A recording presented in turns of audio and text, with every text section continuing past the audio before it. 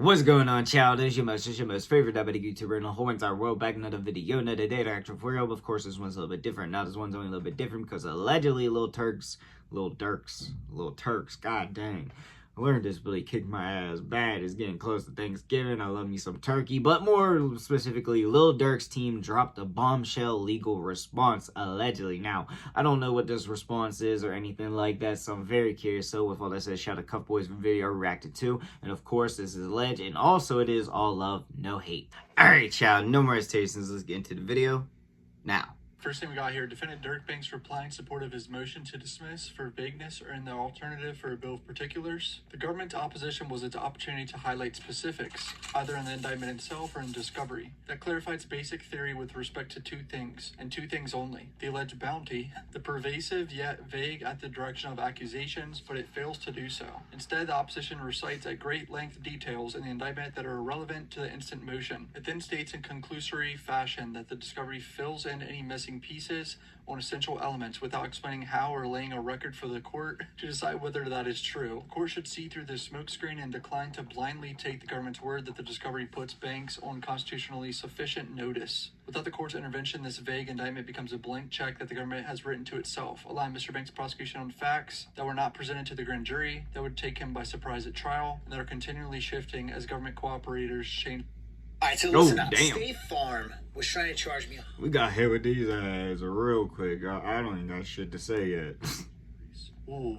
In my last Dirk video, I explained how the government basically said, fuck you, we don't need to give you anything. We already gave you what you are asking for, and our indictment already gives you everything you need. And we're not legally obligated to give you anything. Dirk's lawyers are coming back saying, hell nah, this shit's still too vague, and the judge gotta do something about it. Argument: the indictment's detailed treatment of other subject matters does not make up for its vagueness on the bounty and at the direction allegations. It is important to clarify what Mr. Banks is and is not arguing in this motion. In his motion, Mr. Banks takes issue with only two deficiencies in the indictment. The first is that the indictment fails to allege essential facts with the reasonable particularity of time, place, and circumstances related to the alleged bounty. That is an element of murder for hire charge. And this is what the indictment says. It alleges only that at some point nearly 2-year time frame between November 6, 2020 and August 22, 2022, Banks made clear and coded language to defendant Wilson and co-conspirators 2, 4, and 5 and others that would pay a bounty or monetary reward and or pay money and lucrative music opportunities to anyone who took part in killing TB. So that's all they know, is what the defense is saying. That's all they got. They don't know any specifics of the coded language, apparently. The second, it fails to allege the essential facts about the directions that Mr. Banks is alleged to have given in furtherance of the counts 3 and 5, directions that are his only alleged link to crimes carried out by others and his absence. Mr. Banks argues vagueness on these two topics only. Mr. Banks does not argue that the indictment is fatally vague in any other way. For example, with respect to motive for TV's murder, the date, time, circumstances of the stalking, gun possession, or murder of SR, what facility in interstate commerce was used, or the overt acts necessary to support a conspiracy charge. So that's everything he's not arguing right there, highlighted. Yet the government wants the court to find that the inclusion of details on these other matters renders this indictment valid across the board. Its opposition's introduction cites the indictment's robust allegations about the motive for the murder, details about how the defendants stalked the murder victim's vehicles for hours leading up to the killing, including photographs, and details about each defendant's role in the murder plot. No mention of the robustness of the bounty or at the direction of allegations. Over the next 4 pages, it regurgitates all of the indictment's allegations, including those that do not matter here, in great detail. Of course, the government can cite to no robust allegation, let alone a bare-bones time, place, or circumstance about the bounty, offer/acceptance, or the directions that Mr. Banks alleged to have given to his purported co-conspirators. The reason for that omission is simple. The indictment contains none. So Dirk's lawyers just want the specifics about the bounty and at the direction of allegations against Dirk. I don't know how they don't have this coded language situation. What coded language? Like, did he say a sentence to people out loud and it's just people snitching on this, or is it... Like, there's probably a lot of snitches. Goes on to argue I heard there was a lot of about snitches, allegedly. Bounty and at direction of allegations are all that are necessary to pass constitutional muster. Here, the SSI includes the elements of the offenses, the date, place of the murder or motive, the participants, and the actions they take leading up to and including the murder. There's no missing factual allegation that precludes the finding of criminality. And later argues that it is enough that SSI names with the particularity the date and place of the murder, the participants and motive, and 27 overt acts describing the actions leading up to the murder, as well as the murder itself. Here's what Dirk's lawyers say. The indictment could contain 1,000 alleged overt acts, but it is missing any essential facts giving rise to the charges. It fails nonetheless. Oh, here's an important sentence. Just like it names the date and place of the murder, it should name the date and place of the bounty offer. Oh my god, Oh. I've been saying state. I'm going to say government, but I get that confused all the time because I'm thinking about the Melly case. The government's going to respond saying they don't need to give them anything about the bounty, apparently. Which is kind of crazy because it's a murder for hire, but the government's focus on non-pertinent details as a distraction. All The of it's presence of crazy. these details does not make up for the indictment's failure to provide reasonable particularity of time, place, and circumstances. Where it matters on the alleged bounty offer, that is an essential element of the murder for hire charges. I would say, you're charged with murder for hire, but you don't know the alleged bounty you did. How you communicated it to everyone around. Right. Was it by phone? How am I supposed to fight against it if I don't even know how the hell I did it? And on the directions that are the only alleged link between Mr. Banks and the other charged crimes. As to the two critical subject matters, the indictment is void of the reasonable particularity of time, place, and circumstances. Mr. Banks seeks only what he is entitled to under the law, the government's central theories of prosecution. Even the government has to admit a defendant is entitled to know the time, place, and circumstances of a transaction given the rise to the charge. But the government nonetheless argues that the indictment here suffices because the information the defendant requests, the specific language the defendant used in ordering a bounty and directing his co-conspirators, are not operative or central facts to the case. What? We have so they're people saying giving the code language are information. not operative or central fact to the case? I don't even remember reading that part, but that's so stupid. Here's the quote of what the government said. The information sought by defendant, the words he used in offering reward to the killers of his rival or in giving directions to others are not elements of the offense. The bounty offer is, however, a necessary transaction given to a murder for hire charge. And because Mr. Banks did not himself stalk anybody, shoot anybody, or possess a gun in furtherance of that stalking, that means the means and manner of his alleged remote participation are essential to the case against him on counts 3, 4, and 5. Those directions are in fact the only transactions giving rise to those charges as it relates to Mr. Banks. Banks is entitled to know the government's essential theory, the who, what, where, when, and how on these essential points. I would imagine, if someone charged you with murder for hire and you didn't know what they're alleging you said to anyone yet. Right. You've been in jail for how long? How long has Dirk been in jail, bro? I don't know how I paid for it. I don't know who I paid for it. Anything. Government obscures things when it argues what the words used themselves are not essential elements of the offense.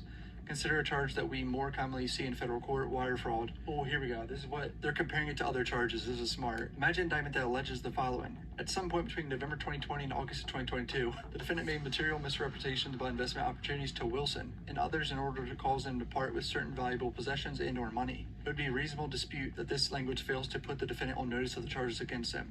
It does not enable him to prepare his defense, to assert that he never made the statements at issue, that they were not false, they were not material, or that they were not designed to cause victims to part with money or property, among many other potential defenses. It does not protect against the double jeopardy. In a subsequent prosecution, the government could argue that these other statements form the basis for the new wired fraud charge. What is more, it obliterates the important function of the grand jury and permits the government to shift its theory as the case progresses. They don't even know what they showed the grand jury. That's kind of crazy, because the grand jury clearly saw all this. A bounty offer is an essential to a murder for hire charge as a material misrepresentation is to a wired fraud.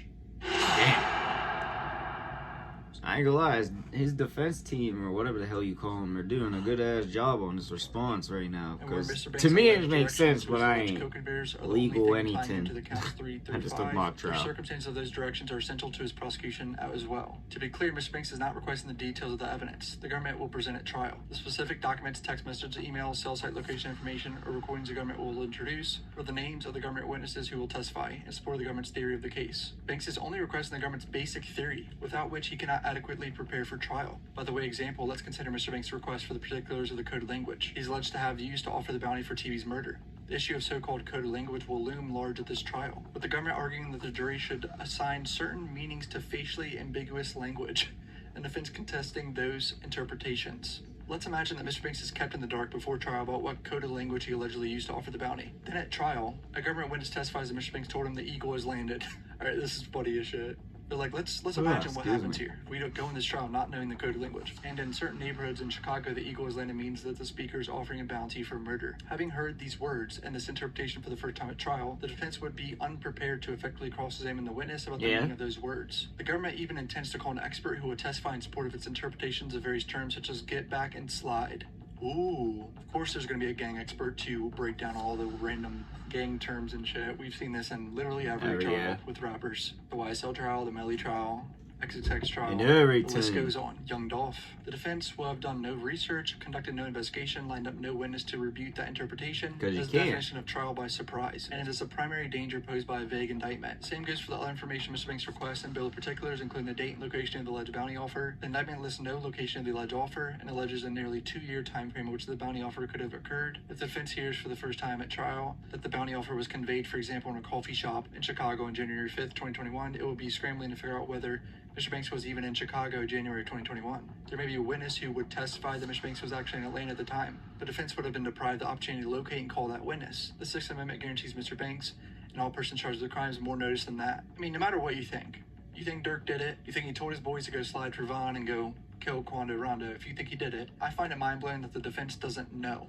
what is going on. They don't know the code of language. They don't know when the bounty was ever offered. Bald assertions that the discovery fills in the blanks are not enough. The government asks the court to find the discovery it has produced eliminates all doubt the defendants are able to understand the theory of the government's case, yet it lays no record that would allow for such a finding. It only alleges that discovery is voluminous, that with each production the government also provided a detailed index listing discovery being produced. If that doubt eliminating discovery existed, the government would have certainly cited it in its opposition, yet it does not. Indeed, nowhere does discovery set forth anything resembling a fixed or coherent theory of time, place, and circumstance of the bounty allegations or at the direction of allegations. Ooh, here we go about snitches. Listen up. On the contrary, the government reveals government witnesses who are constantly changing their stories. PW1, for example, has asserted that there was no bounty at all. They did not agree to murder TB for monetary gain, and that he did so under duress. But as one might expect in a murder fraud prosecution predicated on the existence of a bounty, he rises to meet the occasion. In one government proffer session, PW1 recounts how Mr. Wilson allegedly stayed behind in LA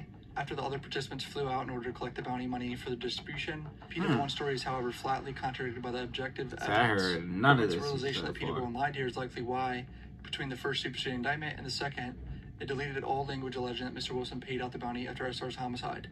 Ooh. So Dirk's lawyers are saying PW1, whoever this snitch is, changed their story and said Wilson paid them after in LA, but then in the second indictment that was taken out or something. So that's fucking crazy. When the government's witnesses are constantly changing their stories about crucial facts, as the discovery catalogs here, Mr. Banks' defense must take aim at a target that is fundamentally unfair. The court should fashion a remedy that moors the government to its grand jury presentation. Government should be clear with Mr. Banks and with the court about its theory of prosecution. Which iteration of witnesses ever change story will it stand behind at trial? Importantly, the government is not free to simply pick its favorite version. If the government told the grand jury that Mr. Banks' coded bounty offer was the statement that the Eagle was landed, made in Chicago coffee shop January 21, and that grand jury indicted Mr. Banks based on that theory, then the government may not switch it up simply because its witnesses' stories become more convincing over time. Under case law, when an indictment is vague as this one, it is defective and must be dismissed. This shit ain't getting dismissed, but I still think the defense has a right to know what's going on. I know I'm just a dumb ginger kid, I'm not a lawyer, but this is kind of fucked up. I mean, if you're charged... You ain't wrong. It's not going to get dismissed, but they definitely do deserve to know what the hell's coming their way. I mean, me personally, if I was under something like that, yeah, you damn well or not. I mean, you better be right that I want all the information. I want to know everything that you guys allegedly have on me. You might not have to give names or specifically, but like, I want to know everything that's being alleged. Like, how the hell am I supposed to save my ass or disprove you if I don't know when, what exactly you know what I mean? Like, I get it. So, yeah, his defense team is definitely doing this whole entire thing. I still don't know if he did it or anything. I'm still 50-50 on the whole entire thing, but really, that's all I gotta say. But I do know what y'all think, what you want to see your boy make in the comment section down below. But like I said, that's all I got for y'all. Peace.